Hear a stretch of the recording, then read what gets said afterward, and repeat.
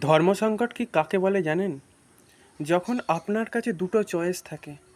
একদিকে থাকে অসততা, অন্যায়, সুখ, স্বাচ্ছন্দ্য, আনন্দ এবং মিত্রতার বিরাট এক চয়েস। আর অন্য আরেক দিকে থাকে কষ্ট, সংঘর্ষ, প্রত্যেক মুহূর্তে দুঃখ এবং পরমেশ্বরকে পাওয়ার একটা চয়েস।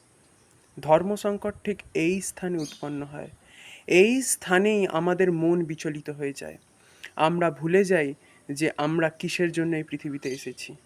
বেশিরভাগ ক্ষেত্রে বিভিন্ন লোকেরা ঠিক মধুর দিকে যেমন মৌমাছি আকৃষ্ট হয়, ঠিক যেমন ফুলের দিকে আকৃষ্ট হয়ে মৌমাছি যায়, ঠিক তদ্রূপ মানুষও এই ধর্ম সংকটকালে আনন্দ, সুখ ইত্যাদির জন্য অসৎ প্রবৃত্তির আশ্রয় নেয়।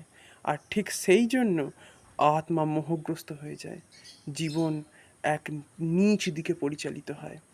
কিন্তু যখন কেউ কষ্ট এবং সংঘর্ষের পথ বাছে, যখন কেউ পরমেশ্বরের জন্য সত্যতার পথ বাছে, ঠিক সেই সময় সেই ব্যক্তি বিভিন্ন সমস্যার সম্মুখীন হয়।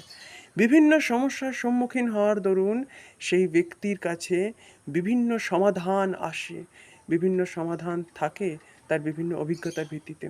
সেই জন্যই যখন ধর্মসংকট উপস্থিত হবে, তখন মনে রাখবেন যে আপনি পৃথিবীতে এসেছেন শুধুমাত্র ঈশ্বরের জন্য, ঈশ্বরের সেবার নিমিত্ত, ধর্ম পালনের নিমিত্ত। তাই নিজের কর্তব্য থেকে বিচলিত না হয়ে সত্যের অনুসরণ করুন। এই জীবন আপনাকে সব কিছু ঢেলে দিয়ে দেবে।